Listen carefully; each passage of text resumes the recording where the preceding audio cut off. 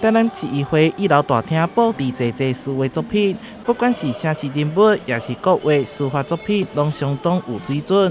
这是出自陈国强的创作。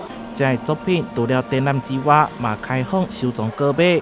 上主要是看到7月初台南市风台造成沿海地区受损严重，身为西子会成员到灾区帮忙关心，看到侪侪灾民无力修缮家园，予伊有卖书画作品来筹募经费的行动。把我一生的书法、字画全部拿出来，我希望全部卖掉，看能不能如何使要继续帮助这些灾户。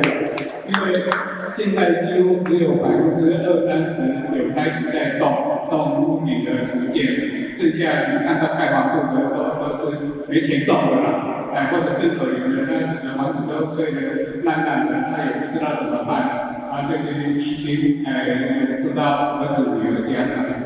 陈国强本身是建筑师，而且对着书画相当有兴趣。